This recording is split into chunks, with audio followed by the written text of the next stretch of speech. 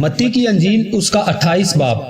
اور سبت کے بعد ہفتے کے پہلے دن پو پھٹتے وقت مریم مگدلینی اور دوسری مریم قبر کو دیکھنے آئیں، اور دیکھو ایک بڑا بھوچال آیا، کیونکہ خداوند کا فرشتہ آسمان سے اترا اور پاس آ کر پتھر کو لڑکا دیا اور اس پر بیٹھ گیا۔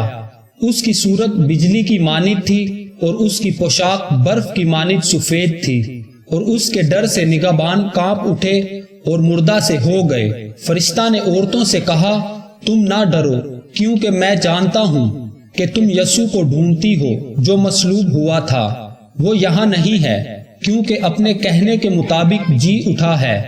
آؤ یہ جگہ دیکھو جہاں خداوند پڑا تھا، اور جلد جا کر اس کے شاگردوں سے کہو کہ وہ مردوں میں سے جی اٹھا ہے، اور دیکھو وہ تم سے پہلے گلیل کو جاتا ہے، وہاں تم اسے دیکھو گے۔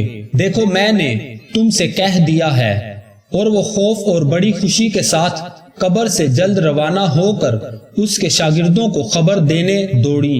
اور دیکھو یسوع ان سے ملا اور اس نے کہا، سلام۔ انہوں نے پاس آ کر اس کے قدم پکڑے اور اسے سجدہ کیا۔ اس پر یسوع نے ان سے کہا، ڈرو نہیں، جاؤ میرے بھائیوں سے کہو کہ گلیل کو چلے جائیں، وہاں مجھے دیکھیں گے۔ جب وہ جا رہی تھی تو دیکھو پہرے والوں میں سے بعض نے شہر میں آ کر تمام ماجرا سردار کاہنوں سے بیان کیا، اور انہوں نے بزرگوں کے ساتھ جمع ہو کر مشورہ کیا اور سپاہیوں کو بہت سا روپیہ دے کر کہا، یہ کہہ دینا کہ رات کو جب ہم سو رہے تھے اس کے شاگرد آ کر اسے چرا لے گئے، اور اگر یہ بات حاکم کے کان تک پہنچی تو ہم اسے سمجھا کر تم کو خطرے سے بچا لیں گے۔ پس انہوں نے روپیہ لے کر جیسا سکھایا گیا تھا ویسا ہی کیا، اور یہ بات آج تک یہودیوں میں مشہور ہے۔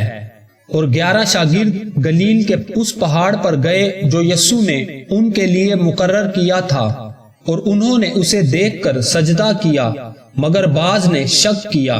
یسوع نے پاس آ کر ان سے باتیں کی اور کہا کہ آسمان اور زمین کا کل اختیار مجھے دیا گیا ہے، پس تم جا کر سب قوموں کو شاگرد بناؤ اور ان کو باپ اور بیٹے اور روح القدس کے نام سے بپتسمہ دو، اور ان کو یہ تعلیم دو کہ ان سب باتوں پر عمل کریں جن کا میں نے تم کو حکم دیا، اور دیکھو میں دنیا کے آخر تک ہمیشہ تمہارے ساتھ ہوں۔